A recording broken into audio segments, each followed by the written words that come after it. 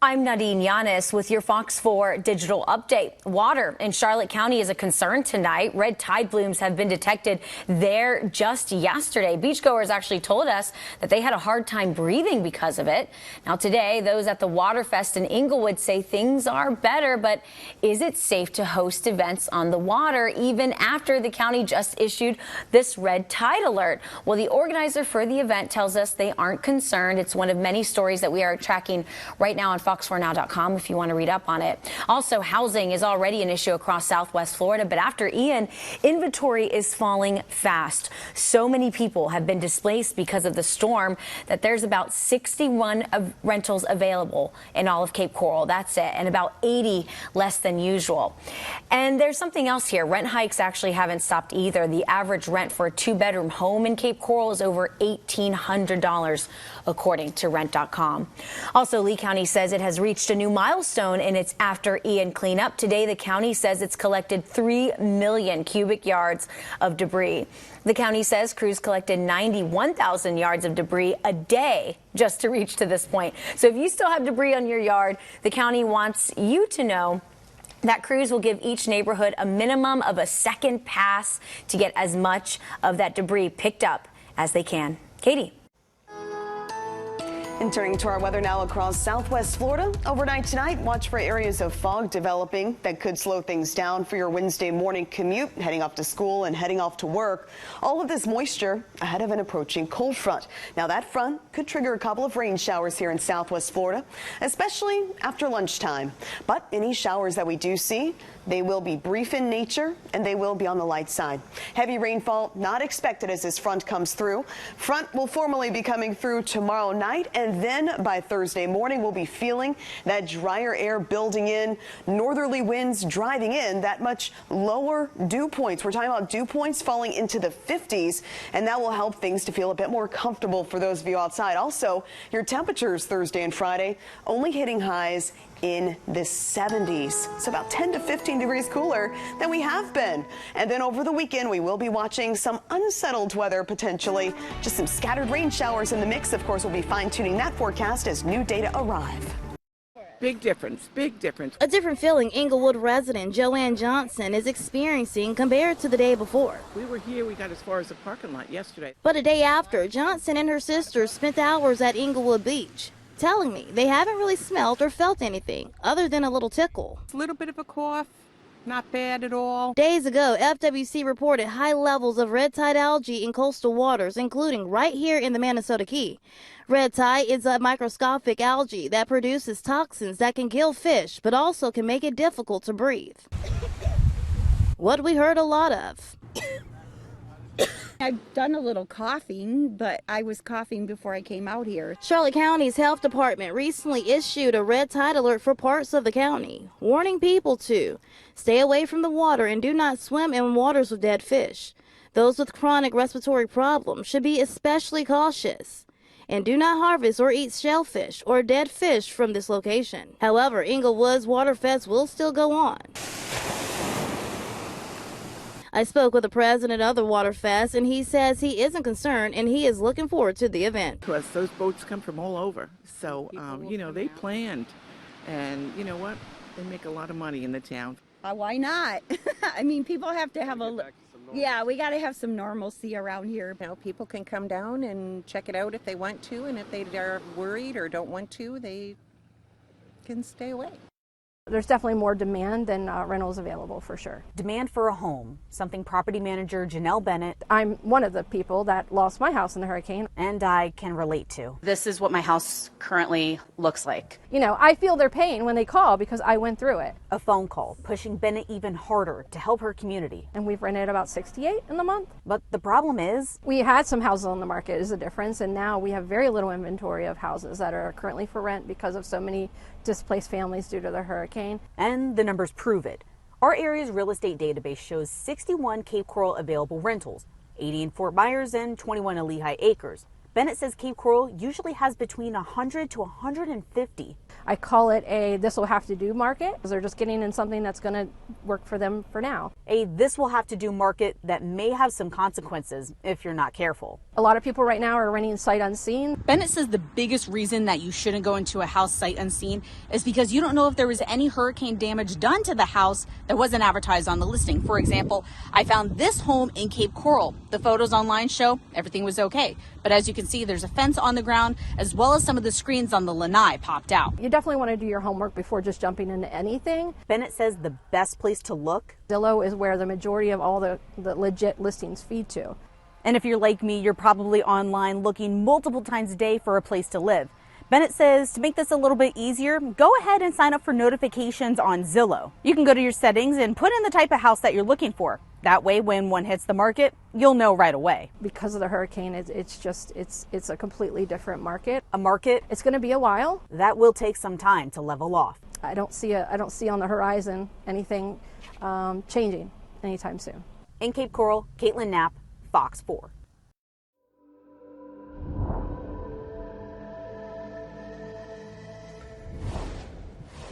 Several countries are recovering from Russia's biggest missile strikes yet in its war on Ukraine.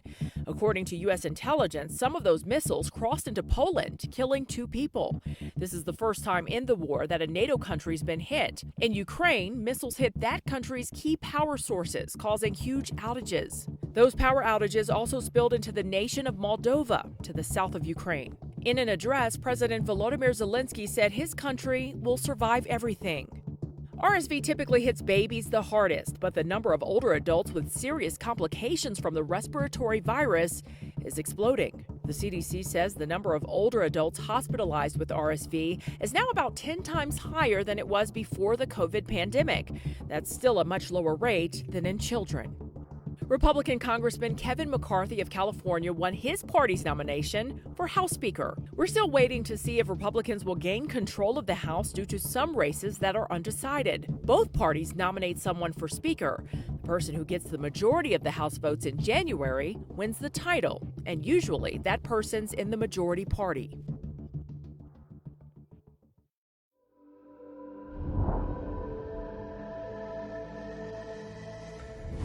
Former President Donald Trump's announcement tonight in South Florida, surprising a lot of politicos simply because of the calendar. We're nearly 2 years away, over 700 days from the 2024 presidential election. And the timing is very different from former President Donald Trump's previous 2 runs for the White House in 2020 and in 2016. He announced in June of the year prior to Election Day.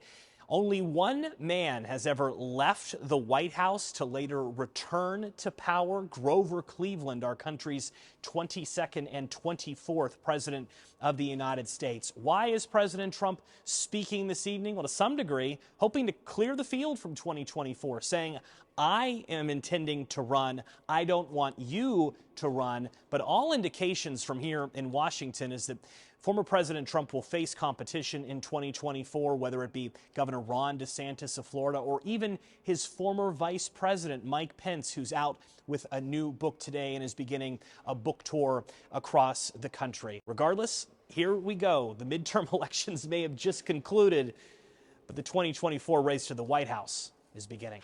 In Washington, I'm Joe St. George.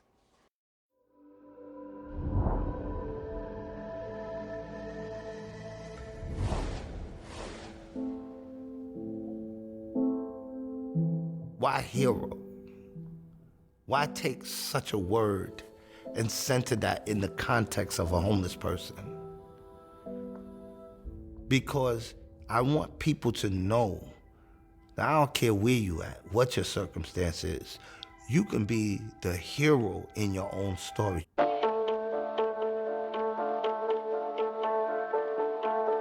Shams DeBaron stepped into the moment. This is about everybody who spends a night in the streets. Historically, you had these professional advocates who were speaking on behalf of them. None of them ever lived in a homeless environment. Now you have Shams, he comes along, an African-American, articulate, with a real story, someone who has gone through a lot. Now he wants to help people who are going through a lot. We may not agree on everything, but if we agree on the fact that we don't want to see people out here in these crazy conditions, homeless, then we got a starting point. America's homelessness problem is getting worse. A crisis fueled by skyrocketing rents, evictions, and a lack of affordable housing that leaves more and more people with little choice but to enter shelters or take refuge in the streets. In New York, the homeless crisis is tucked quietly out of sight. More than 60,000 people pack into the city's beleaguered network of more than 300 shelters every night. Shams DeBaron was homeless for most of his life. Today, he's using his platform of lived experience as a way to change not only how we see the homeless, but also how we solve this crisis. He calls himself the homeless hero. The reality is that when you hit a narrative that a person that experienced homelessness is experiencing homelessness because they're a substance abuser, because they're mentally ill, because they don't know how to balance a budget, it's used to actually be able to justify putting people in these conditions that are inhumane. It's hard not to think of human rights after spending months with Shams DeBaron and New York's homeless community. Seeing homelessness not as an identity or as a personal failing, but as a moment in time, a testament to the resiliency of the homeless and those fighting to get them housed.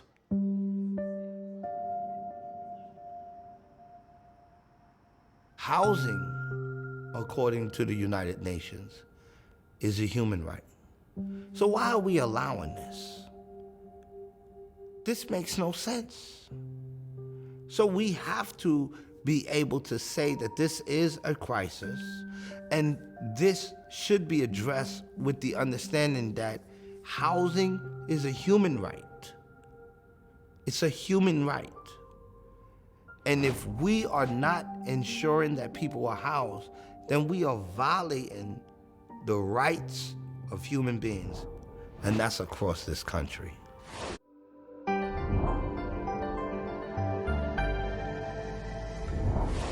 Have you ever been pulled over by police for having a headlight or a brake light out? Well, in communities across the country, something different is happening during those traffic stops. Something that is helping to build bridges between the police and the community. On the main thoroughfare through town, appropriately called Main Street, it's a very thriving and growing community. Something unique is rolling down the streets here. This is already a very close-knit community. Welcome to Louisa, Virginia. Population around 2,000 people. We're in a small rural area. And this is Police Chief Craig Buckley. Really, this is, neighbors looking out for neighbors, and, as the police department, we should feel like their neighbors. Part of that work comes down to this. This is issued to each of our officers. A booklet of vouchers from the National Lights On program. The voucher is good for 14 days. It's designed to turn a traffic stop for a broken vehicle light into something other than a ticket. The Lights On program gives us the ability to issue a voucher to those folks in lieu of a summons, and gives them an opportunity to go to one of our repair facilities that have signed on to assist us with the program and get the problem fixed. The program relies on a national grant from Lights On and donations from businesses in town to help. I personally think it's a fabulous program. Tracy Hale Clark heads up the Chamber of Commerce here. Any time that the police can express that they really are trying to help people, that to me is a huge value. I think that there's been a trend of people are afraid of the police, especially if they get pulled over. A lot of people are struggling right now financially. The vouchers are worth up to $250, which may sound like a lot of money. We put in new equipment and stuff. Until you talk to those whose business is fixing cars. How expensive is it sometimes to get these repairs done? I had a lady literally pay $230 for a third brake light. It's an LED bulb that you had to replace the entire assembly. So it could be anything from literally 79 cents for a little tag light bulb up to $200-300 for an LED bulb. Signals, brakes, stuff like that. Headlights, when you don't have it, it could, cause a hazard. With more than 7,000 vouchers redeemed so far, the program can now be found in 141 police departments around the country, including Florida, Maryland, Montana, and Tennessee, along with a dozen other states. The Lights On program began in Minnesota in 2017, a year after a fatal traffic stop there made national news. When Philando Castillo, an individual who was stopped because of a blown headlight, and unfortunately that stop went south and he lost his life. So we look at it from a three-pronged approach. It's outcome oriented, it's a deliverable, and then it's that healing. It really is a full circle program. It helps the community, and it helps our businesses, and it helps our citizens. Back in Louisa, Virginia. At times we have to do enforcement, and when that's needed, then we will do it. Chief Buckley sees the vouchers as a chance to build better police relations, not just within the town, but also with the 38,000 people who drive through it from the surrounding county. Over the years, there have been a lot of negative attention. I don't want anyone here in this community to ever feel like that they have to be afraid of us, fear us in any way. I want them to lean on us. Starting with this fix. In Louisa, Virginia, I'm Maya Rodriguez.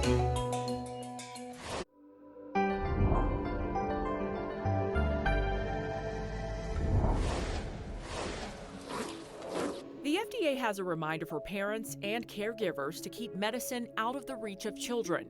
There's a rise in reports of child poisonings linked to a type of prescription cough medicine. Reports to poison control centers involving the drug benzonatate rose each year from 2010 to 2018. The drug is prescribed to treat coughs caused by colds and the flu. It's not approved for children younger than 10. Although inflation continues to impact wallets, sales for luxury goods are about to hit a record. Global sales of personal luxury goods are expected to grow by more than 20% this year to roughly $367 billion. That's according to consulting firm Bain. Things like leather, high-end apparel, and jewelry. Experts say post-pandemic demand and a younger consumer base are fueling this growth. Walmart is seeing an increase in shoppers, and get this, some of its newest customers make more than six figures. The retailer says wealthier customers pinched by inflation are switching to Walmart for their groceries. Experts say it's a sign higher costs are altering shopper spending habits, including affluent shoppers.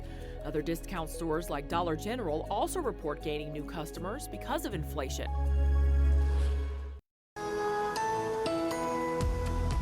Thanks for joining us. I'm Fox 4 certified meteorologist Katie Walls. Overnight tonight, clouds will be increasing, but overall things nice and quiet.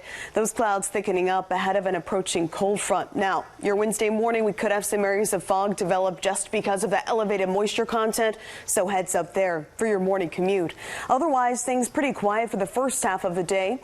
Second half of the day could be tracking a couple of spotty rain showers. Rain probabilities for the afternoon and evening running at just 20%. So as this front comes in, it will be passing through what we call mainly dry, meaning most of us will stay on the dry side. But again, it could potentially produce an isolated rain shower behind that front. Cooler, drier air builds in for your Thursday into Friday. Check out this temperature drop. We're talking about a 10-degree temperature drop into your Thursday, dropping into the mid-70s, lower 70s for your Friday. Those morning temperatures on Friday in the 50s. Over the weekend, another chance for isolated showers arrive.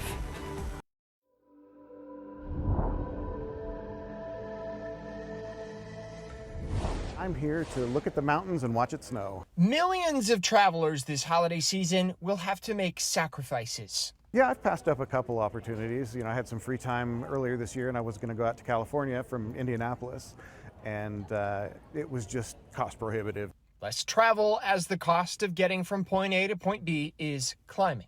This time last year, government statistics show the average cost of a plane ticket in the U.S. was just over $200. Now it's $294, a 43% increase. Traffic is projected to be steady throughout the holiday season, which is typically our busiest travel time. Despite that increased demand, airlines are still operating limited flights, thanks mostly to an ongoing pilot shortage that will take years to dig out of, as airlines ramp up the long process of training pilots to join their ranks.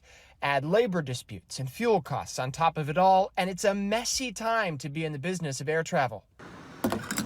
On the road, it's still pricey. Filling up runs you 10% more now than it did last November.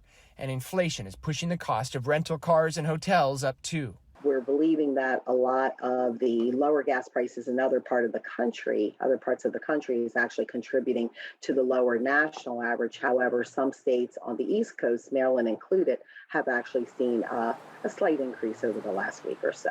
Meaning, as the most wonderful time of the year approaches, padding the budget will keep a trip to loved ones in your plans. I do know everything is going up, but like, what can you do about it?